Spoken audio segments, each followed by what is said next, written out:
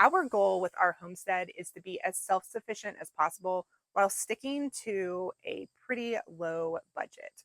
This past month, we were able to take care of all 19 of our homestead animals for just $100. I'm going to go over exactly how much we spent, and I will give a lot of tips on the ways that we are saving money caring for our animals. Before I get into the detailed tips on each animal, I kind of want to give you an overview on our philosophy and our goal in adding animals to our property and having them here. The majority of our property was used as a cow pasture, but we also have some woods on our property. So we were kind of starting from scratch when designing what exactly we wanted to do. With our property, as we were starting to develop it, we really thought of it as an ecosystem that we wanted to grow and develop. Every plant, every animal, the environment that you're living in is all part of the ecosystem, and you need to take that into consideration when you are adding animals. Animals and plants in nature work together to help each other survive and thrive. So you can add animals to your property that work together and help each other and can really reduce the cost of what you're spending to care for them. When a problem does arise, you can think what is wrong with the ecosystem that you have created that you can fix with either another animal or a plant, or changing the environment in some way to make them naturally work together. So a few weeks after moving to our property, both myself and my dog were diagnosed with Lyme disease. So obviously there was a tick problem on our property that we need to try and correct. So what we did is we put our mule and our horse around our living space to eat the grass and cut down on the grass. And then we also got some chickens. Chickens eat the ticks. So that has greatly reduced our tick issue. And we really haven't had a problem with ticks since then. With inflation and everything that's going on with the economy, the cost of pet care has risen dramatically. That is one area that has risen faster than some of the other areas. Just basic dog food is kind of shocking how much the price has gone up over the last few years. I mean, the reality is that there's a lot of people that are choosing not to have children and are having, their dog and their cat as their children, and they're willing to spend a lot of money to care for those animals. And absolutely, our pets should be taken very good care of, and we should treat them well. But there are a lot of ways that you can save money without feeling guilty. Just for a little background, both my husband and I have grown up working in the pet care field for many, many years. We have a lot of experience, particularly with dogs. My husband also grew up in rural Appalachia on, a homestead, but they don't call it a homestead because that's just their culture and way of life. But he grew up on, basically a homestead. So he does have some experience with farm animals. He also has his degree in biology and zoology. So we kind of come from a place of both experience and a little bit of education when I give you the advice that I've learned over the years on caring for particularly dogs and cats. And as I'm learning how to care for bigger animals like equines, all the animals on our property work together to benefit each other in some way. We have chickens and they free range our property, eating a lot of the bugs and ticks that we don't necessarily want. That is also one way that they are able to feed themselves for free, is by being able to free range and eat all of the bugs, all of the vegetation that they want. We have forest behind us, so they go into the woods during the day. They have pasture land. They eat our table scraps when we have any extra food. We'll give them table scraps, and whatever's left over that they don't eat, then we will put in our compost for our garden. They also really like to eat the bugs out of the horse poop, and they will go through and scratch it up and help it decompose faster, which is great for our soil and the grass that it's going to eventually grow and feed the horses again. We spend about $20 a month on chicken feed. I do make sure that they have access to their own chicken food just to make sure that they're getting all the nutrients that they need. Honestly, during the summer, they probably don't need that. They don't eat very much of it at all. I've got this trash can back here that I just throw the whole bag of feed in, and there's still quite a bit left in there for it'll probably last at least a couple more weeks. So, feeding our chickens is really not very expensive. And in return, not only are they great for the soil, for getting rid of bugs, but they also provide eggs. And the eggs feed humans and buy our dog and cat. We also have two kitties on our property, and they are very helpful for keeping pests away. Things like rats and mice and little voles and things that can get into the chicken coop or inside of our living space. They kind of take care of those things. Before we moved here, we did have litter boxes inside, but since moving here, we have gotten rid of the cat litter. The cats are just able to go in and out as they please, and they use the bathroom outside. So we do not have to buy cat litter for our cats anymore now that we're living here. We do buy cat food, and I'll talk a little bit more about the cat food when I get to our dogs because it's pretty similar. A lot of the advice for my cats and dogs are pretty similar when it comes to things like vaccines, flea medication, and all of that stuff. So I'll get to that in just a second when I talk about the dogs. Just know that it also applies to our cats. I will say that since we moved here, the amount of cat food that we are having to buy has decreased because they are outside hunting and eating little mice and stuff. So they have free access to cat food, but of course, cat food is subpar. Reality is cats are carnivores, and fresh meat and animals are definitely healthier for them and much more natural of a diet for them to be eating. So, them being able to hunt really provides them with better nutrition, better mental stimulation, and just makes for an overall healthier animal while also benefiting us. Just keeps the pests away that we would have to get rid of anyway in a natural way.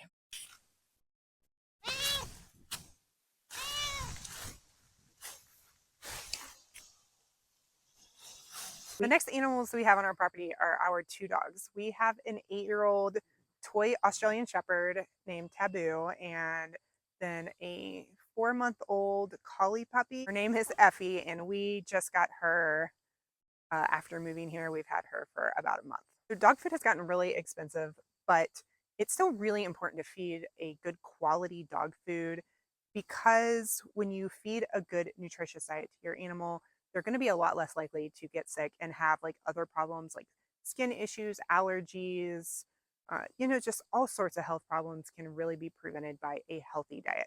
So the way that we are able to do that is to one, supplement their food with like human grade food, like human food. Even the highest quality dog food is just still commercial dog food.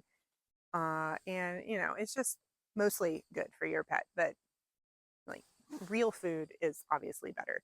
The second way that we save money, I have found that at Petco, they put their dog food on clearance that is about to go out of date.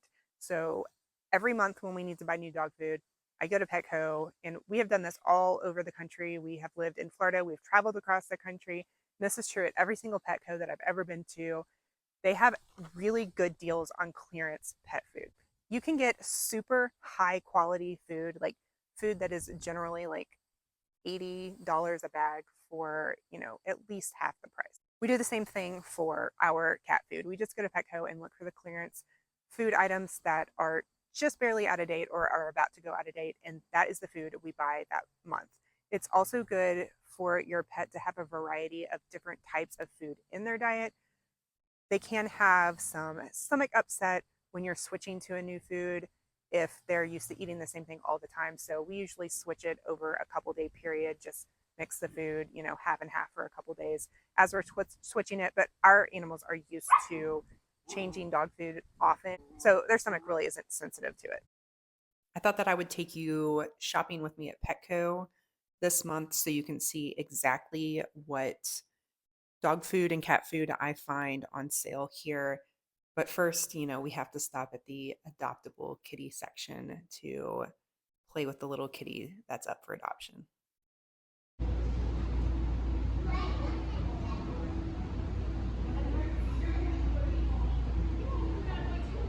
Okay, you ready? Help. So this is the food that ended up being on clearance this month. I had never heard of this brand before, but it ended up being a pretty good quality brand. This bag that was originally $42 was on sale for just $17. That particular flavor had already been sold out, but there was another $17 bag, just a different flavor. And I ended up getting this $30 bag that was originally $76. Just the price per pound was a little bit cheaper. I am looking for puppy food because I have a puppy, and then my adult dog can just eat the puppy food. He is very active and not overweight at all, so puppy food is fine for him. Always check the ingredients just to see how healthy they are. You don't want anything with like corn or cornmeal in it. And then I also wanted to show you some of the other prices of dog food. You can get some lower quality dog food with corn, cornmeal, not very great ingredients for a little bit cheaper, but really in the long run, that is going to lead to more vet bills, allergy issues, digestive problems, and your pet's just not going to be as healthy. The highest quality dog food is shockingly expensive, which is why it's just really important for me to be able to find quality dog food that is on clearance or on sale. And it's just the same thing with cat food. Like you can get this bag of kitten food for just $5.99, but if you go to look at the ingredients, the first ingredient is chicken byproduct, and then it's like corn, ground corn. Cats are carnivores, and corn is just a filler ingredient and is really bad for them. So I also needed to stock up on cat food this month, and there wasn't any like super great clearance deals on cat food. So I was just kind of looking around, and like this wellness food was on sale for $39. This one was 32. I ended up getting that but in kitten food. And cat food is also just really expensive for high quality cat food. So you got to get what's on sale. Don't be afraid to get different brands. This Rachel Ray cat food was on sale, Rachel Ray Nourish, and it was a really good price for what it was. But I turned it around and looked at the ingredients, and it was also not great ingredients. There was corn and rice and stuff that cats don't need. So always check the ingredients. I ended up getting this wellness pet food. It was on sale a little bit for $32, but this will last us way longer than a month just for our two cats. So to me, paying a little bit more for a higher quality food is more important than getting the cheapest food. So for fleas, we really only treat fleas as needed when you are in a more concentrated area, like in the city. When we were in Florida, fleas were really bad. There were a lot of neighborhood cats in the area, so we did have to keep flea treatment on our pets most of the year we were down there. Also, Florida stays hot all the time, so like the fleas never have a chance to die. But on our property where we are right now, we have had zero flea issues, so are not actually having to treat for fleas. It's something that we watch for, but it really hasn't been an issue at all. We haven't seen a single flea since we've been here.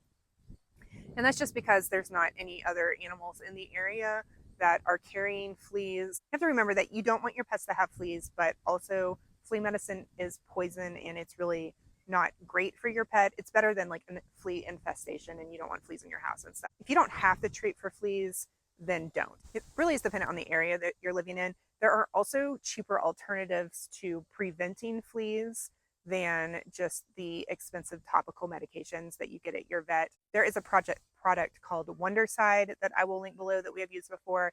And then Diatomaceous Earth is also great at killing fleas. You can put that both on your pet carefully, you don't want them to inhale it, and also in your yard. Not only is that less expensive than chemical flea medication, but it is really better for your pet. I mean, some areas you're going to have to use chemical flea prevention, but if you don't have to, don't. And then for heartworm prevention, like I said, both my husband and I have worked with animals for years and years. The main ingredient in heartworm medication is ivermectin, and you can get that in large quantities at a co-op, Tractor Supply, like some sort of feed store for larger animals, and save a bajillion dollars if you're able to do that.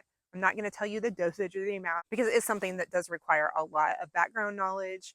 And you have to make sure, if you give your pet heartworm medication and they haven't been tested for it and they have heartworms, it can kill them.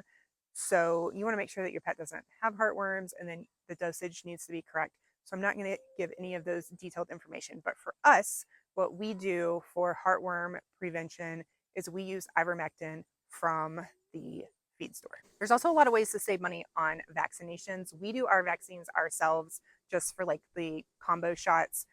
We do get rabies at rabies clinics. If you're not comfortable giving your own vaccines, they have low-cost spay and neuter clinics all over the country, just about everywhere. Humane societies, animal shelters generally do really low-cost vaccines. Some areas even do free vaccines, free spays and neuters if you qualify based on your income. There are so many ways to get low-cost vaccines other than just going to the vet. We also do not over-vaccinate our pets, so we're very aware of how often we give vaccines, and we don't give vaccines every year. We limit the vaccines that our pets are getting.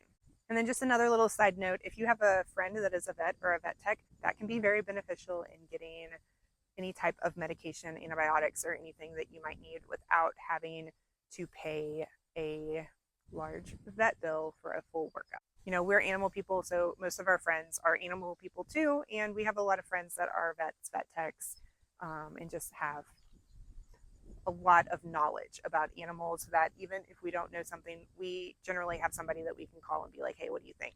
And that has been very helpful and beneficial to us. So like I said, all animals are part of the ecosystem on our property, and our dogs are no different. So of course, our dogs are also our companions and our friends, but they do benefit the property in other ways. They can protect against larger predators.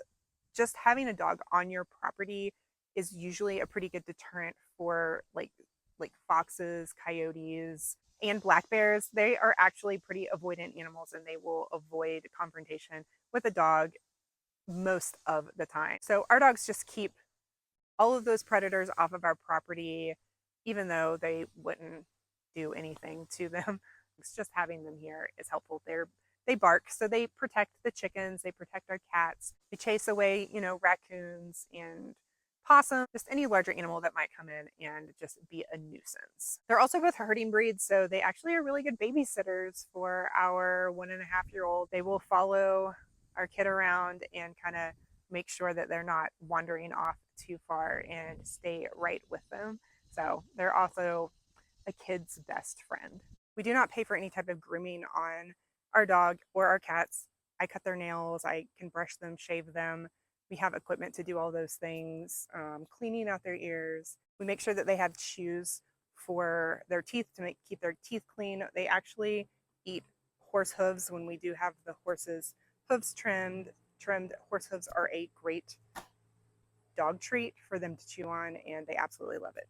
Our horse and our mule are actually not costing us anything right now because they are just able to eat off of the pasture that we have.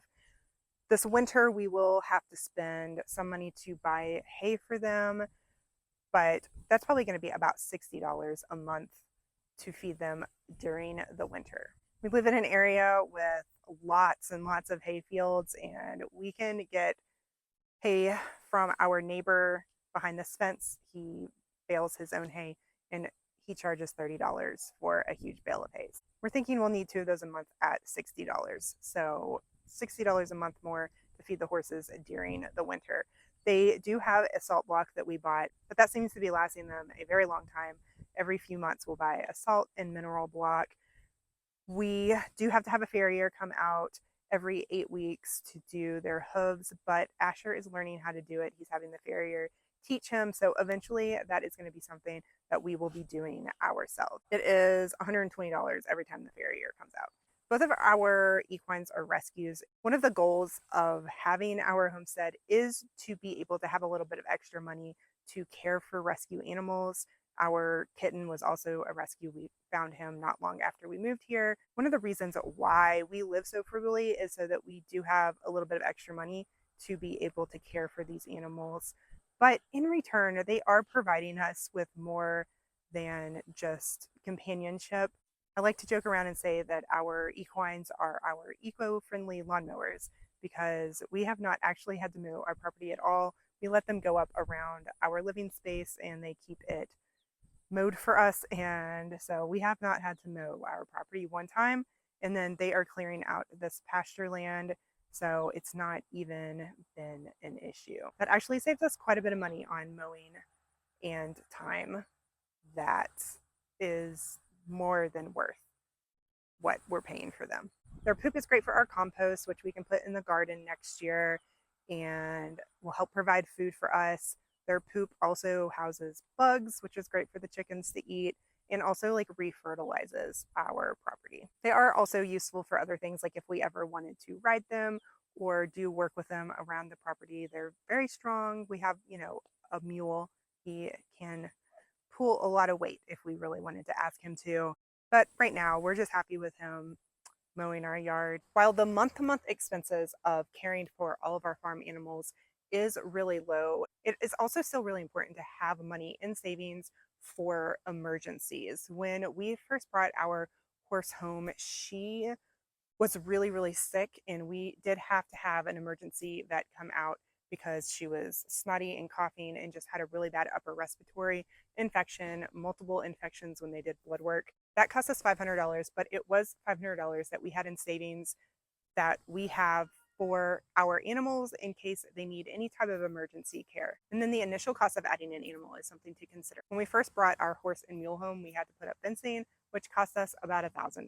I did a video going over exactly how much we spent the first 3 months that we were on our property and how much it cost us to start our homestead. So I'll link that video up here and also put it in the description if you want to go check that out. Having all the animals work together on our property to benefit each other really helps keep our costs down. The dogs protect the chickens so that I don't have to worry about fencing for them. The cats keep the pests out of the chicken coop so that I'm not wasting chicken food, or that even like a rat doesn't get a hold of the chicken.